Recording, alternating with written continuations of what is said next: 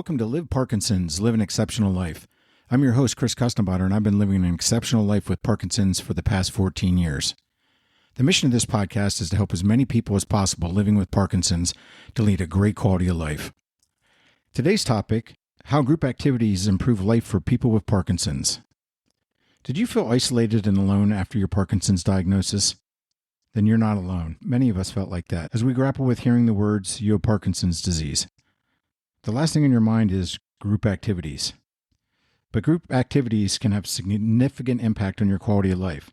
So in this episode, we're diving into something that is truly impactful for people living with Parkinson's.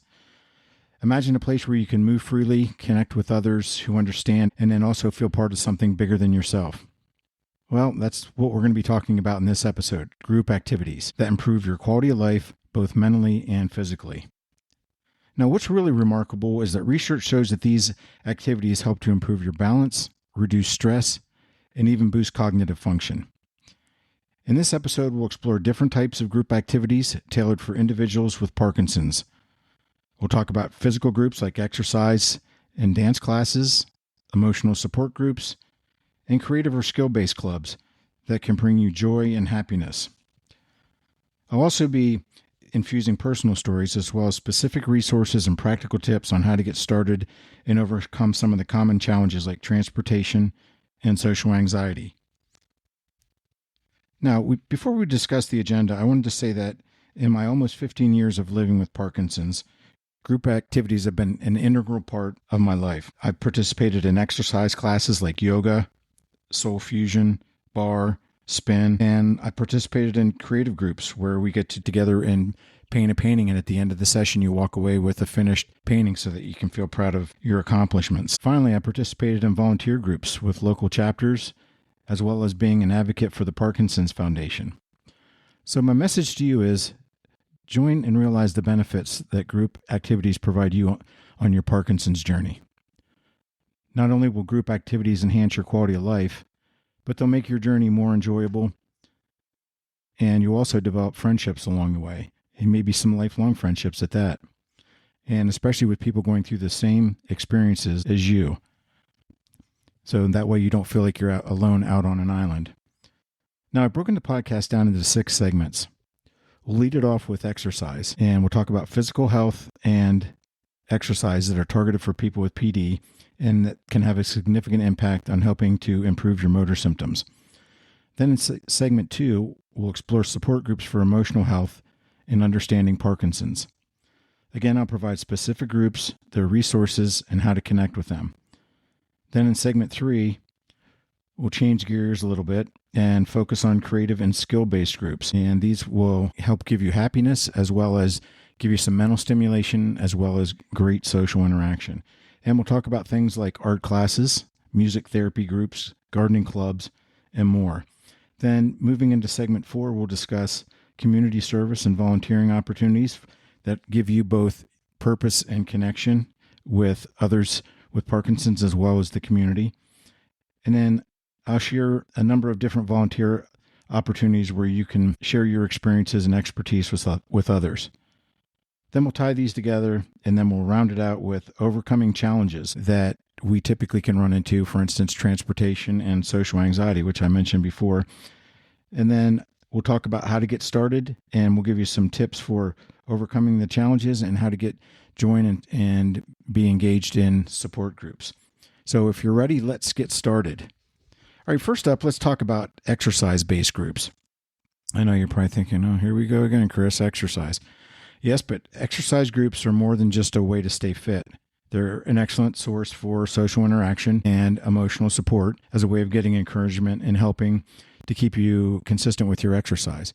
So one of the nice things with group fitness classes, and I participated in a number, as I mentioned, is that it helps to hold you accountable. So if you have a yoga class on Monday and Wednesday, and for some reason you're not there Monday or Wednesday, people start saying, where's Chris? Is he okay? Is there something wrong? Do we need to call him? So they're genuinely concerned about your welfare and they want you to come to class. And so it's a great way to stay consistent with your exercise. And then plus they're also very supportive. They're happy to see you and you make some really great friends in the different classes. Now, I know I've said this a million times and you're probably thinking, oh no, Chris, not again. But yes, exercise, or if you want to call it physical activity, is crucial for managing your symptoms. And when you participate in group fitness classes, it's going to be a fun way to get in your exercise while at the same time getting support and encouragement from people in the class. Wow, Chris, that really sounds wonderful. But do you have any specific suggestions for group fitness classes that might be beneficial for me? You guys always ask great questions. Well, that's a great question. And in fact, I do. But before I discuss some great options, I want to state that before you start any new exercise program, that you review it with your healthcare professional to ensure that it is appropriate for your specific health needs. And if your healthcare professional agrees, remember, always start out slowly and then build on your accomplishments and build as your stamina builds, then you can build. But typically people want to start like crazy right out of the gate, and then they get sore, they get stiff, and then they don't want to continue. So start out slow and then continually build on your successes. Okay, now the first one that I'm going to talk about in the exercise group for Parkinson's, and I've personally done this myself, is rock steady boxing. Now, you may be thinking to yourself, boxing? Are you kidding me? Believe it or not, boxing is a great exercise program for people with Parkinson's.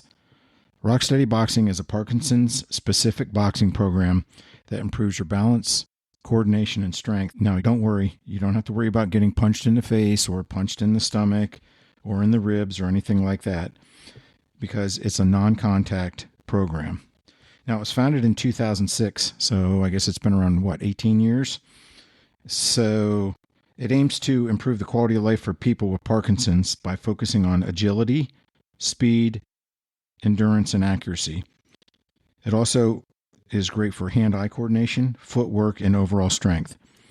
Rocksteady Boxing is known for its rigorous exercises that empower participants to fight back against the symptoms of Parkinson's. So that's why, hence the name Rocksteady Boxing. Now, actually participating in this myself, I found some of these to be key features of Rocksteady Boxing. One, it's non-contact. It emphasizes safety with non-contact exercises. So you do a bunch of different exercises. You might do some shadow boxing. You might hit the bags. You might do the speed bag. So it's a great way to work on your footwork and your balance and your agility in a non-contact environment. It's evidence-based. Exercises are designed to address Parkinson's symptoms such as slowness of movement, imbalance, stiffness, and respiratory weakness. And respiratory weakness could be you're out of shape. So it's the aerobic part of the activities are going to help you build your cardiovascular fitness and health. And then community support. Rocksteady Boxing provides a supportive community that gives you encouragement and allows you to connect with others and motivate each other.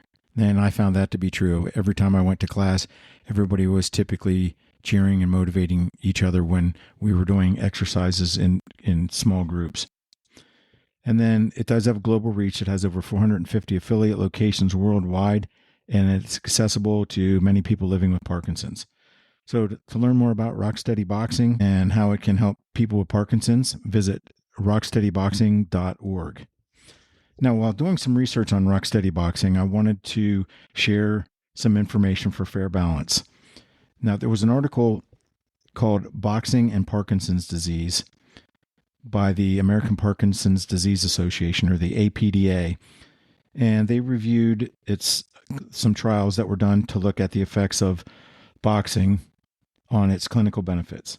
Now, in one study of 31 people with PD, they were assigned to either a boxing exercise training or a traditional exercise training for 24 to 36 sessions, each one lasting 90 minutes or an hour and a half, and the program lasted for 12 weeks. Now, they didn't mention in the article what the traditional exercises were.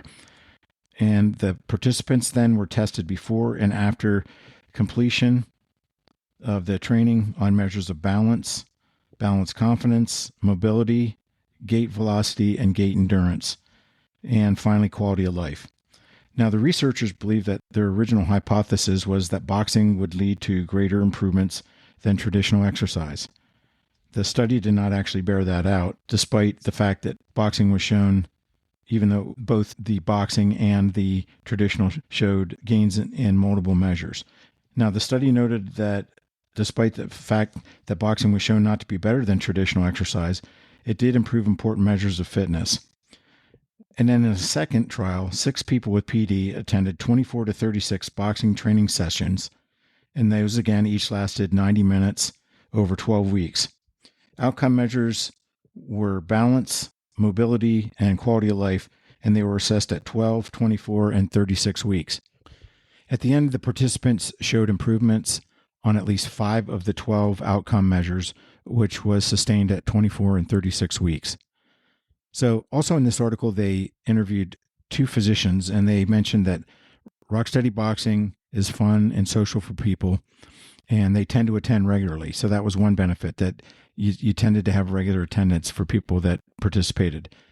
One watch out from both physicians was while the instructors have to go through a rigorous Rocksteady Boxing training, it's important to select a facility that has a Rocksteady Boxing instructor that has some experience with PD patients and a lower teacher to student ratio, just for safety. So some people might be more advanced in their Parkinson's and they might need someone to look out for them. So if you could find someone that's skilled in Parkinson's and also they have smaller class sizes, that's going to be a benefit as well. Now, from a personal experience, I took a Rocksteady Boxing class, and the instructor, and shout out to Lori DePorter, who actually has PD, and she taught a great class, and that kept you moving, and it incorporated all the safe moves. So I wanted to give a shout out to Lori DePorter for teaching a great Rocksteady Boxing class. So in short, Rocksteady Boxing is another option for getting your exercise in and in a group setting, and it's great for motivation and support.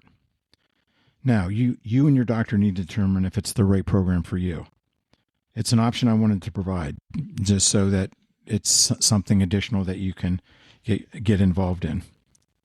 All right, let's look at another group exercise program designed specifically for Parkinson's, and it's something I can definitely use because I have 2 left feet, and that's Dance for PD.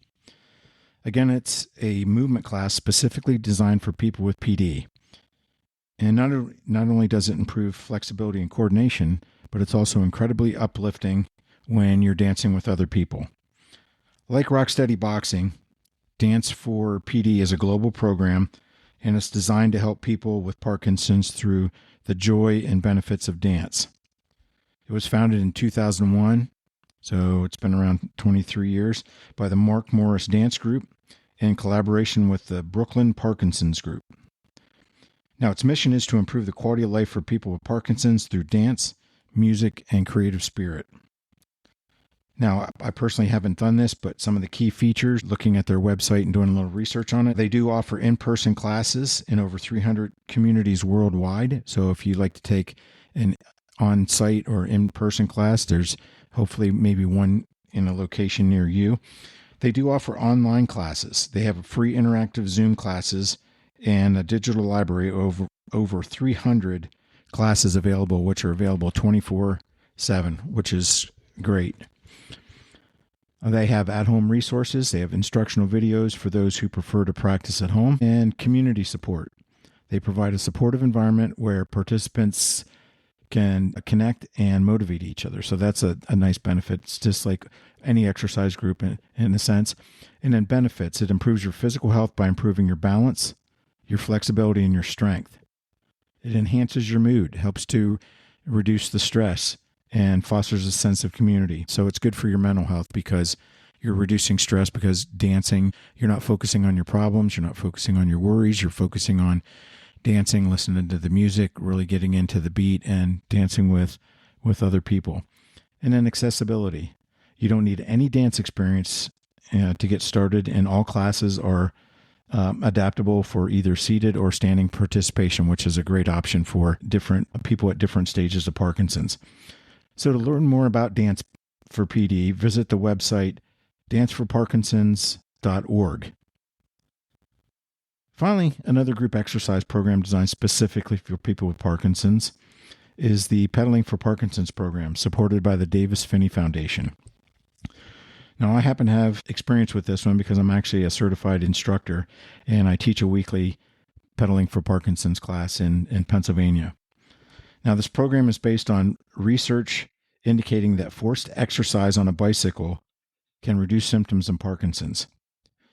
In fact, according to the Davis Phinney Foundation, participants who ride 3 days a week over 8 weeks have shown improvement in their Parkinson-related symptoms by as much as 35%. Now, the Pedaling for Parkinson's program includes a 1-hour ride with a 10-minute warm-up at 60 repetitions per minute, 40 minutes at 80 repetitions per minute, and then a 10-minute cool down at 60 repetitions per minute. Now, you may be thinking to yourself, oh my gosh, I can't ride for an hour. That's one of the nice things is the instructors tailor the class to meet the specific needs of the Parkinson's patients in the class. And so if a number of people are new, then they reduce the time to let people build up their stamina. And so if you're new to cycling, don't panic. You don't have to do an hour. Do what you can. And then each session is going to get easier and easier. So remember, start off small and then continually build. And your instructor is going to be happy to help you out and give you modifications, but they'll tailor the program to meet your specific needs. And Pedaling for Parkinson's are offered indoors on stationary bikes, usually at either a local YMCA, gym or fitness center, or some type of community-based space where people can get together. Now, I enjoy teaching other people with Parkinson's, the Pedaling for Parkinson's program.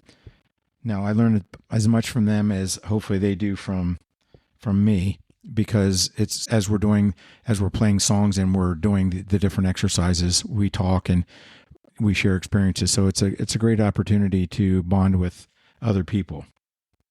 All right, there were the exercises, group activities to help improve strength, balance, and coordination, and give you some social interaction in a fun setting. Now let's move on to support groups. Having a community where you can talk openly about experiences is extremely valuable, because a lot of times when people are diagnosed with Parkinson's, and there's nothing wrong with this, but sometimes they don't want to share their experiences or let other people know, which is perfectly acceptable. People will let others know when they feel it's the right time. But the nice thing about the support groups is that you can share success stories and ask others how they overcome specific challenges. So it's a great opportunity to get together, and you'll start to notice that other people are in the same position as you. So it's a great way to prevent social isolation and bond with other people going through the same experiences. Now, support groups also allow the caretaker to meet others caring for someone with Parkinson's and share some of their successes and some of the challenges that they go through as caretakers. So let's look at some of the examples of support groups. First up is the Parkinson's Foundation support groups. And these support groups often meet virtually and in person, making it easy to find a schedule that's going to work for you. And these support group sessions focus on coping strategies, daily challenges, and sharing your experiences with others. These are designed to help individuals with Parkinson's and caregivers as well. And some of the features of the Parkinson's Foundation support groups include local chapters. The Parkinson's Foundation has local chapters that provide access to support groups, health and wellness classes, and education programs.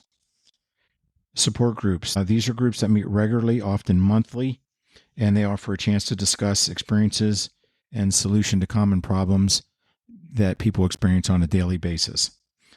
Health and wellness classes. These include programs like the Power Moves, which are designed specifically for people with Parkinson's. Now, I've actually participated in the Power Moves program, and they have moves that can be done daily to help keep you open with chest stretching exercises, but also exercises that help with balance and flexibility and stability as well. Education programs. They offer information and resources to help individuals and caregivers get the information they need to understand and manage their Parkinson's journey. Now, they do have a toll-free helpline, which is 1-800-4PD, or it's 1-800-473-4636. They also offer additional resources that include an online form that allows you to search for Parkinson's researchers by your zip code. And they also have a caregiver forum for those who may have difficulty traveling to and in-person meetings. So the caregiver forum provides specific support and resources to caregivers to help them manage the stress and anxiety that can go along with being a caregiver. All right, the next up in the Parkinson's support group is online communities and forums.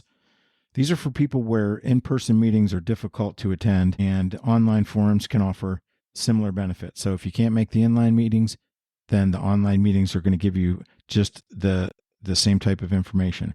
Now, popular options include Health Unlocked and the Michael J. Fox Foundation's online communities.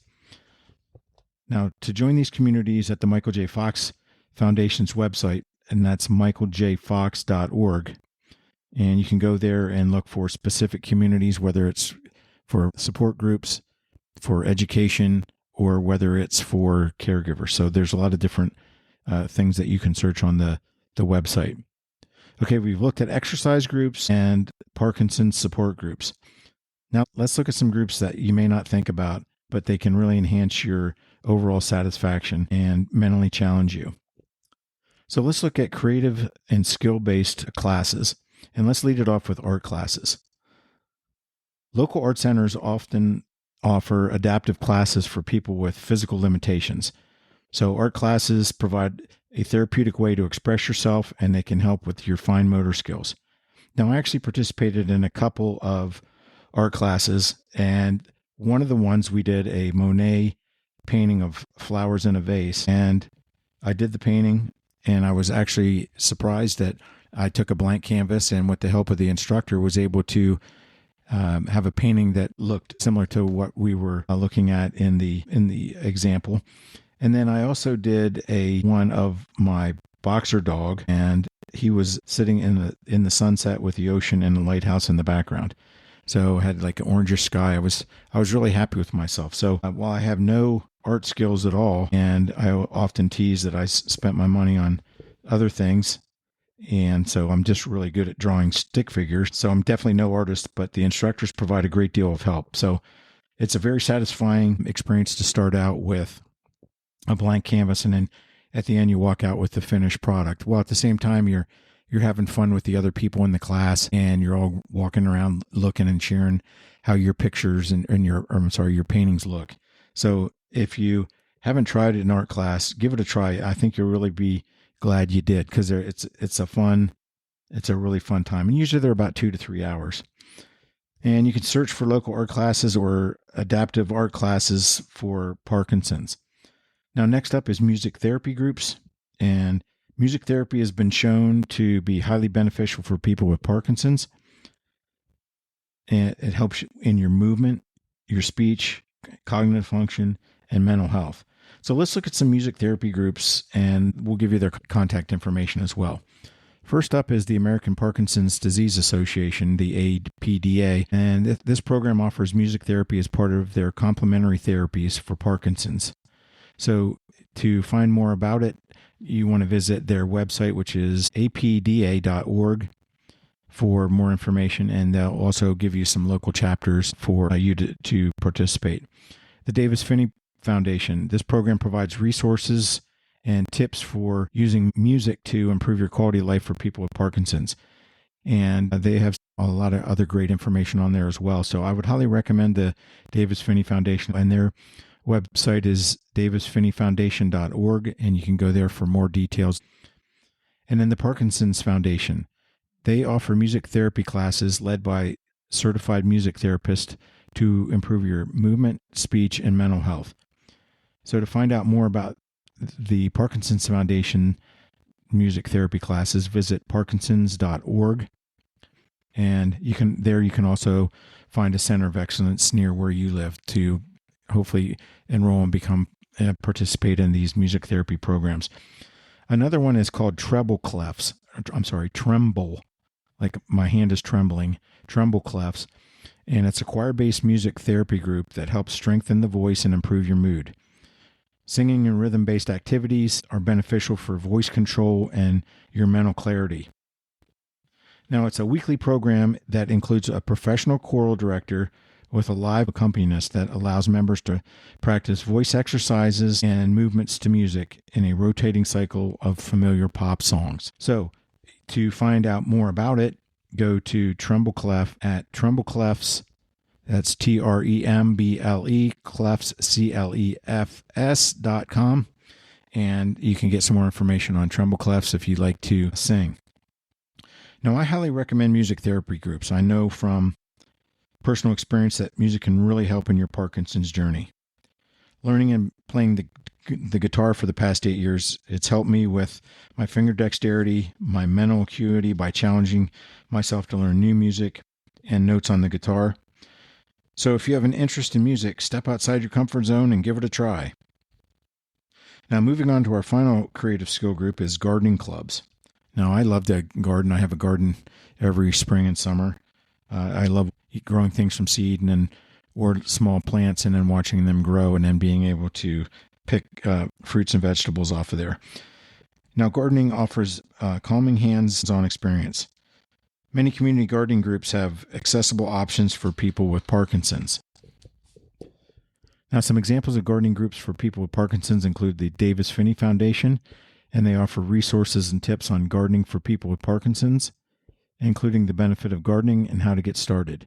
So again, visit davisfinneyfoundation.org to get more information on and tips on gardening from their foundation. And the American Community Gardening Association, you can go there to find nearby where you live and around those communities if there's any gardening clubs that you can participate in. So again, that was the American Community Gardening Association. All right, finally, let's look at the last group that you can participate in, and these are community service and volunteer groups. And one of the reasons they're important, they give you a sense of purpose while you're connecting with other people, but it also gives you a sense of satisfaction because you feel like you're making a difference in someone else's life. So let's start with the Parkinson's ambassador programs. There's one at the Parkinson's Foundation and one at the Davis Finney Foundation. What they do is they educate communities on Parkinson's. So they help other people understand what Parkinson's is, what clinical studies are coming down the pike, what new drugs are available out there. I'm actually part of the Parkinson's Research Advocate Program to help educate people in the Parkinson's community on just that, clinical trials, what's new in Parkinson's, what Parkinson's disease is. So if you feel like this is something you want to get involved in, visit their websites, and that was parkinsons.org or davisfinneyfoundation.org. Now, another opportunity is you can be an event volunteer. Now, volunteers support local events, like it could be like moving day walks for Parkinson's, where people go out and do a walk to raise money for a specific foundation or a specific cause, cycling events, etc. So as a volunteer, you get to work with others and help support great fundraising events. So, and then also you get to meet a lot of great people and help others at the same time. Now, another option is to be a Parkinson's champion and start your own fundraiser. For example, when my wife and I used to own a small restaurant, and every April for Parkinson's Month, we would do a Popeye for Parkinson's, and people would come in and buy Popeye, and then we would donate the money to both the Michael J. Fox Foundation and the Davis Finney Foundation and the Parkinson's Foundation. So all three foundations. So you can start your own. It doesn't have to be huge. You could maybe get a group of friends and say you just want to do a fundraiser and say, I'm going to set a goal of walking 30 miles in a month and ask people for donations. So it doesn't have to be anything huge. So it's a great way to get together with friends and support the local chapter. All right, so these are some of the examples to get you started if you're interested in participating in community service and volunteer groups. Now, before we move on to our next segment, I wanted to share with you an exciting offer from audible.com. Now, if you're not familiar with Audible, they're your one-stop source for audio entertainment. They offer an incredible selection of audiobooks across every genre, from bestsellers to new releases, celebrity memoirs, motivation, health and wellness, business, and more. The Audible app makes it easy to listen anywhere and anytime, whether you're traveling, cooking dinner, relaxing on the beach, or just going for a walk. New members can trial Audible for free for 30 days and get a free audiobook. Now, for a feel-good, optimistic book, I recommend A Funny Thing Happened on the Way to the Future by Michael J. Fox. And for understanding more about Parkinson's disease, I recommend 10 Breakthrough Therapies for Parkinson's Disease by Dr. Michael Oken. Now, to take advantage of the free 30-day trial and free audiobook, visit www.audibletrial.com/thrive. That's www.audibletrial.com/thrive. And I'll leave a link in the podcast description. Now, for complete honesty and transparency, if you sign up for the free 30-day Audible trial and free audiobook, Audible pays me a small commission, which I use to support this podcast. So if you decide to sign up for the free 30-day trial, I thank you for supporting this podcast. All right. Now, if you're excited to try some of these activities, here are a few tips on getting started. First thing is to research and reach out. Start with an online research and use resources like the Parkinson's Foundation, their local resources page. And once you find a group, reach out and confirm the accessibility and suitability for your needs. So research it first, and then once you find something that seems interesting and you may have an interest in, reach out and see if it's right for you.